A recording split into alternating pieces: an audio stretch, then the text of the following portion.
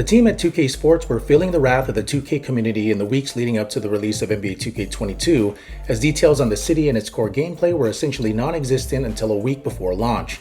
Fans were speculating that gamers would simply get a copy and paste job with the game due to the lack of news. Fortunately, once NBA 2K22 was released, it was clear early on that it was quite the opposite. In fact, after playing the game for a few hours, you'll realize that the majority of the core gameplay, MyCAREER build, and the city issues with 2K21 were completely fixed in 2K22, resulting in a game that is, as a whole, one of the greatest NBA 2K games ever.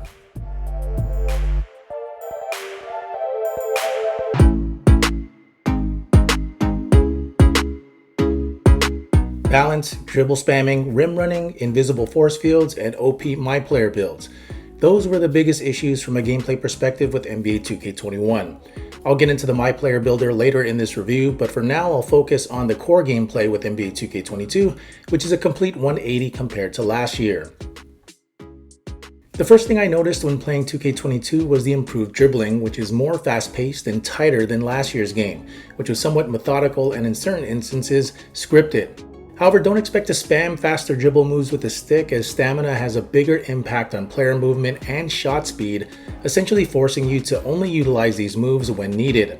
It's a change for the better, as it eliminates what was once one of the biggest issues with 2K21 in dribble spamming, and it forces gamers to play more realistically on the court as a result. As a rim runner myself, I have to admit it was super easy to dunk in 2K21, but it's no longer a walk in the park with 2K22, as 2K added a dunk meter for aggressive or flashy dunks. Similar to the shot meter, you'll now have to pull and release the right stick within the green window when attempting a dunk. Alley-oops also need to be timed with a button press as well, and this essentially creates a skill gap for dunkers, rewarding those who can master the timing and penalizing those who don't want to put in the work. But I like the new change, as it prevents the cheese fest stuff you would see in the city in last year's game. Another big issue that has seen a huge improvement is on the defensive side of the ball. Last year's game was heavily weighted towards the offense, as it was easy to blow by defenders, shoot over, and contact dunk them all game long.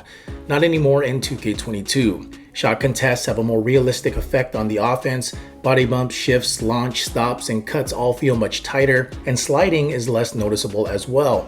Steals, strips, and blocks are more varied too, and there are no longer any more invisible force fields preventing you from pressing the ball handlers on blow-bys, and the defensive AI is a lot more smarter than in 2K21. These changes result in a more balanced experience on the court. As an avid aimer, I was disappointed that the shooting mechanic was removed, likely due to 2K's inability to stop the Zen cheaters, but at least they did keep the trigger timing in the game. 2K also added a new vertical shot meter with the shot window widening or narrowing depending on the contest. It's a nice change that encourages you to take good shots, as doing so will reward you with a wider shot window. Overall, the gameplay changes in 2K22 result in a much more balanced game of basketball, and to be honest, it's the best basketball gameplay experience I've ever had in an NBA 2K game since NBA 2K16.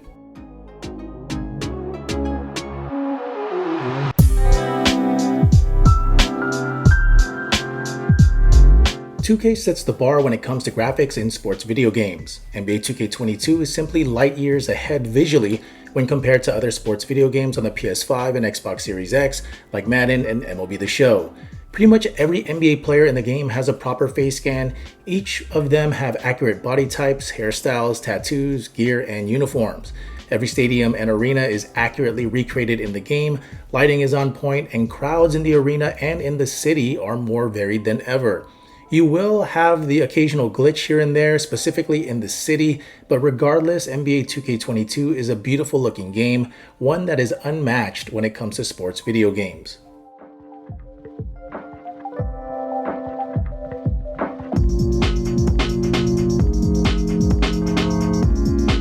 The 2K community is so spoiled when it comes to the 2K series. When you have games like Madden that lack on several fronts from a presentation standpoint, you tend to appreciate the level of detail 2K puts into its games when it comes to recreating the NBA broadcast experience. 2K22 added PA announcers for every single team in the NBA, creating a unique on-the-court audio experience when it comes to player introductions, substitutions, and other small announcements that occur throughout every game. Add to this several different broadcast teams, Ali LaForce and David Aldridge as sideline reporters, the TNT broadcast crew at halftime minus Chuck, new replay angles and presentation overlays and player interviews sprinkled in-game, and you have a presentation experience most take for granted, but hardcore NBA fans appreciate.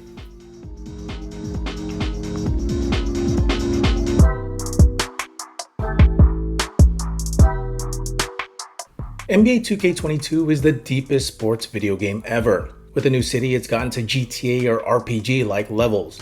The amount of modes can be overwhelming to some, but every NBA gamer will find something here that they will enjoy. MyNBA is back for those franchise fans, and there are a few big additions this year. The play-in tournament is now an option, and you now have the ability to hire your own coaching staff. Now, this isn't your Madden type edition of a few coaches. In MyNBA, you can hire front office staff, coaches, specialty coaches, scouts, trainers, doctors, and other specialists. A total of 17 spots actually need to be budgeted for.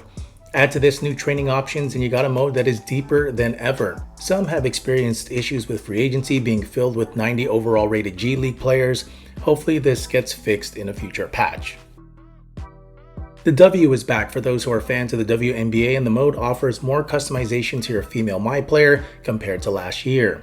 Players will now find a badge progression system similar to MyCAREER and more off-the-court activities to deepen the lifestyle and role-playing qualities of their WNBA superstar's career. However, the W still isn't as deep as its NBA counterpart, but the new changes are for the better. Hopefully we'll see female ballers integrated in the city in the future. Other modes like Quick Play, Blacktop, Play Now Online, 2KU, and NBA Today are back and mostly remain unchanged. My team is back as well, bringing back a popular mode in Draft. There are a lot more customizations to make as well, with building your own shoes, getting your own cards graded, and plenty of challenges and pickup games to keep offline gamers busy as well. The biggest change in terms of modes is MyCAREER, which is now an open sandbox mode where you can decide the path of your MyPlayer a la GTA. It's the deepest MyCAREER mode in NBA 2K history, in which everything is done in real time inside the city. Want to take the traditional path through college and NBA? You can. Want to take the G League route? Go for it. Want to ignore the NBA grind and earn XP by playing games in the city, or do side quests to become a rapper or fashion icon? You can actually do that too. I mean, at first glance, the new city and its progression/rep system can be a bit overwhelming, but once you play through it a few times, you'll be able to carve your path in no time. Now, one of the biggest issues in MyCAREER last year was the MyPlayer builder, which was exploited by YouTubers who essentially broke the game by finding a specific build that was OP in pretty much every category. As a result, you saw the same 6-7 build all over the city. There was no build variety in the game. In 2K22, the builder is now more balanced, thanks to a new badge point system and a more balanced attribute system. As a result, OP builds are no more, and more varied builds can be found in the new city, which is a welcome change. Overall, the city in 2K22 is more robust, with an endless amount of quests to keep you busy. It's also smaller and more tightly integrated, so you can explore without having to travel exhaustingly long distances. The only issue I have with the mode and the game in general is that 2K's infamous server issues plague the experience yet again, as you'll find yourself getting booted from games, dashboarding mid-game, and in some cases losing progression as a result. NBA 2K22 is quite simply the best sports gaming experience I've had in quite some time. 2K has to be commended here for listening to the community, making the necessary changes to create a fun, deep, challenging, and ultimately rewarding game of basketball. The attention to detail in all aspects of basketball gaming is amazing here, with the only thing preventing it from achieving perfection being 2K's unreliable servers. But don't let that scare you. 2K22 is a must-buy for any sports video game fan and one of the best basketball video games ever.